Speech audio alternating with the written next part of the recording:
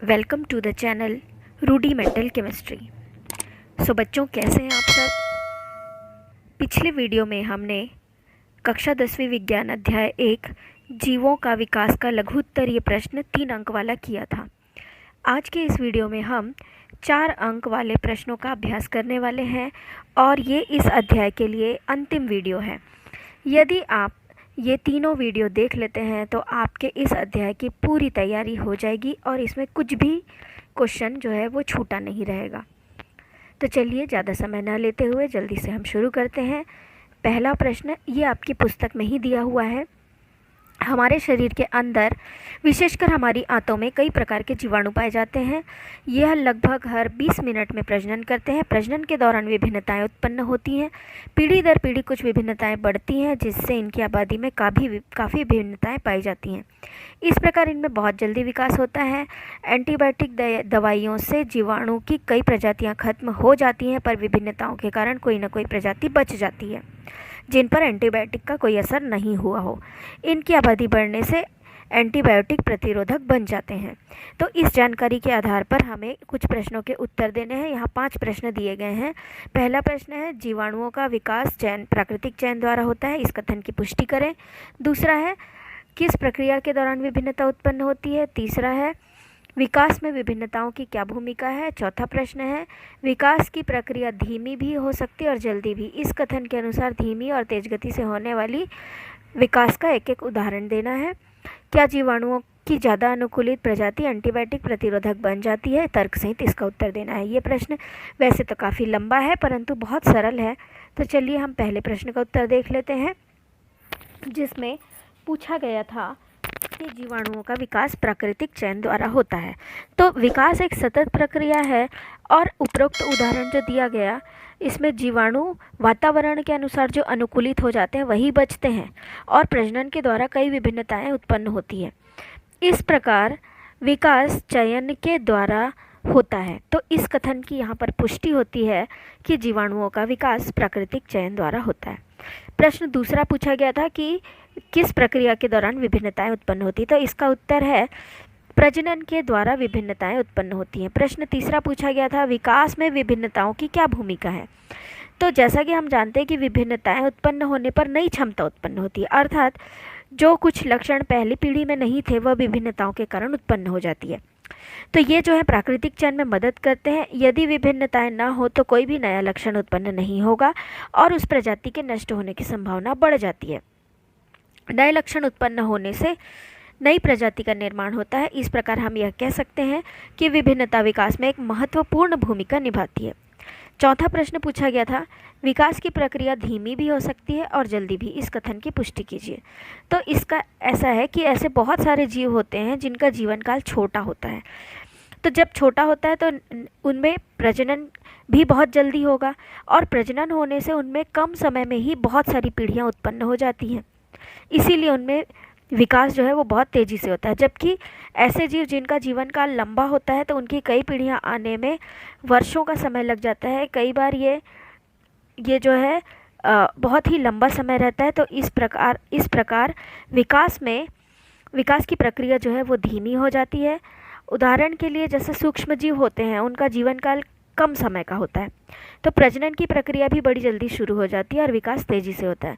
जबकि स्तनधारी जीव जैसे मनुष्य, शेर, गाय आदि, इनका जीवन काल लंबा होता है और प्रजनन के लिए परिपक्व होने में भी जीव को बहुत समय लग जाता है। इस प्रकार इनका विकास जो है वो हजारों साल में, लाखों साल में बड़ी धीमी गति से होता है। लास्ट प्रश्न था, क्या जीवाणुओं की ज़्यादा अनुकूलित प्रजाति एंटीबायोटिक प्रतिरोधी बन जाती है। तो इसका उत्तर है हाँ। यदि जीवाणु में एंटीबायोटिक का हम प्रयोग करें तो उसके ज़्यादातर जीवाणु तो नष्ट हो जाते हैं, परंतु कुछ जीवाणु बच जाते हैं और ये वो जीवाणु होते हैं जो उस एंटीबायोटिक के प्रभाव को सहन कर लेते हैं। तो इनसे जब नए जीवाणु बनते हैं तो उनमें ये प्रतिरोधक क्षमता जन्मजात पहले से ही उत्पन्न मौजूद रहती है। तो इस प्रकार जब इनमें वही एंटीबायोटिक का प्रयोग किया जाता है तो उस एंटीबायोटिक का कोई असर नहीं होता। इस प्रकार हम ये कह सकते हैं कि एंटीबायोटिक के लिए ये प्रतिरोधक बन जाती हैं। इसीलिए हमें प्रायः एंटीबायोटिक बदलना पड़ता है। आप लोगों ने देखा ही होगा कि मार्केट में कई प्रकार की दवाइयाँ मौजूद हैं तो एक ही बुखार, एक ही सर्दी, एक ही खांसी के लिए 1000 प्रकार की दवाइयाँ, इसीलिए क्योंकि कई प्रजातियां जीवाणुओं की बनती जाती है विभिन्नताओं के कारण। अगला प्रश्न है, डार्विन और वेलेस द्वारा प्रतिपादित जीवन का विकास के सिद्धांतों से हमें क्या पता चलता है? यही प्रश्न दूसरे रूप में पूछा जाता है, विकास का सिद्धांत समझाइए। तो इसका उत्तर है, विकास का सिद्धांत वेलेस और डार्विन ने दिया था। इस सिद्धांत के अनुसार जीवों में विविधताएं पाई जाती हैं, विविधताओं के कारण ही नई प्रजाति उत्पन्न होती है। विश्व में प्रजातियों की रचना पहले से मौजूद प्रजातियों से हुई है, अर्थात कोई भी नई प्रजाति अपने आप नहीं आती, जो पहले से मौजूद प्रजातियां हैं उनसे ही नई प्रजातियां बनती है। तो ये इनके कुछ मुख्य पॉइंट हैं। अगला पॉइंट है, विविध जीवों की उत्पत्ति समान पूर्वजों से हुई है, इसीलिए विकास की प्रक्रिया को एक शाखित पेड़ के द्वारा दर्शाया जा सकता है। जीवन में विभिन्नताएं होती हैं जिनमें से कुछ विभिन्नता एक पीढ़ी से दूसरी पीढ़ी में जाती है। प्रजातियों का विकास पीढ़ी दर पीढ़ी पहुंचने वाली विभिन्नताओं से होता है और किसी परिस्थिति में लाभदायक भी सिद्ध होती है। और अंतिम पॉइंट है, जीवों का विकास सतत चलता रहता है। इन पॉइंट्स का आप स्क्रीनशॉट लेकर अपने कॉपी में उत्तर भी लिख सकते हैं, प्रैक्टिस कर सकते हैं, याद कर सकते हैं। अगला क्वेश्चन है, यह प्रश्न भी आपके पुस्तक से लिया गया है, कक्षा 10वीं की जो विज्ञान की पुस्तक है उसमें अध्याय 1 का 9वां प्रश्न है, प्रश्न क्रमांक 9।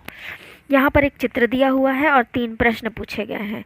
तो चलिए हम 1 बाय 1 इन प्रश्नों के उत्तर दे देते हैं। पहला प्रश्न पूछा गया था, स्तनधारियों के इस शाखित पेड़ को देखकर क्या पता चलता है कि कौन सा जंतु मनुष्य के सबसे निकट है? तो हमें प्रश्न में एक बार पीछे जाना चाहिए।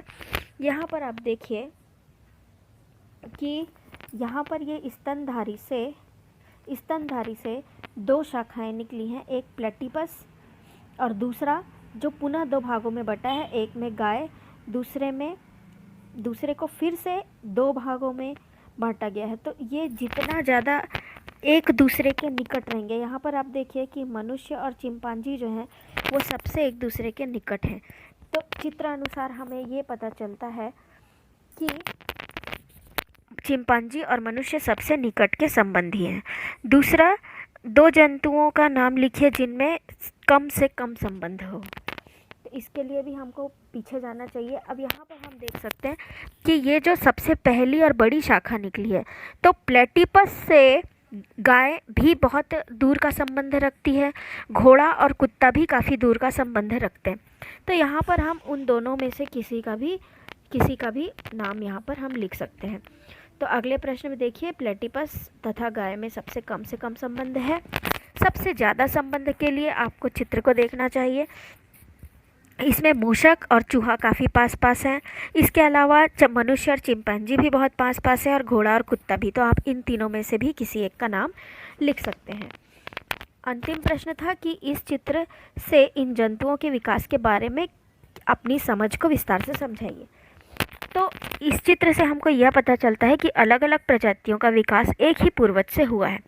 जैसे इस चित्र में दर्शाया गया है, प्लेटिपस, गाय, मनुष्य, चिंपांजी, बंदर, मूषक, चूहा, घोड़ा, कुत्ता, ये सभी के सभी जो हैं वो एक ही पूर्वज से विकसित हुए हैं, इसीलिए हम इन्हें स्तनधारी के अंतर्गत रखते हैं। इन सभी जीवों में अलग अलग लक्षण दिखाई देते हैं। देखिए, इनमें समानता के साथ साथ कुछ भिन्नता भी है। समानता है इसीलिए हमने इसे स्तनधारी वर्ग में रखा, लेकिन विभिन्नताएं हैं इसीलिए हमने इसको अलग अलग वर्गों और अलग अलग प्रजातियों में बांटा है। कुछ विशेष विभिन्नताएं ही होती हैं जो पीढ़ी दर पीढ़ी पहुंच रही हैं और इनका अस्तित्व को बनाए रखती हैं। जैसे गाय से गाय ही पैदा होगा, मनुष्य से मनुष्य ही पैदा होता है। इस प्रकार ये कुछ विशेष लक्षणों को बनाए रखते हैं जो इनके अस्तित्व को बचा कर रखता है। और जो वातावरण के अनुसार अनुकूलित हो जाते हैं उनकी जनसंख्या भी आपको सबसे ज़्यादा मिलेगी। इनमें से ज़्यादातर जीव आप अपने आसपास देखते हैं, गाय भी, कुत्ता भी, मूषक, चूहा, बंदर, परंतु चिंपांजी आपको अपने आसपास नहीं दिखाई देता। तो जो जीव वातावरण के अनुसार अनुकूलित नहीं होता उसकी संख्या समय के साथ कम हो जाती है। जीवों का विकास प्राकृतिक चयन के द्वारा होता है, अर्थात जो प्रकृति के अनुसार ढल गए वही जीव बचेंगे और जो प्रकृति के अनुसार नहीं ढलते वो नष्ट हो जाते हैं, विलुप्त हो जाते हैं। इस प्रकार यह अध्याय कंप्लीट होता है, पूर्ण होता है। अगले वीडियो में हम नया अध्याय शुरू करेंगे। आई होप कि ये वीडियोस आप लोगों के लिए काफ़ी उपयोगी हैं।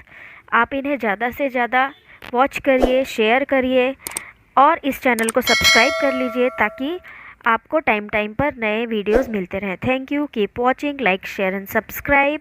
Have a nice day.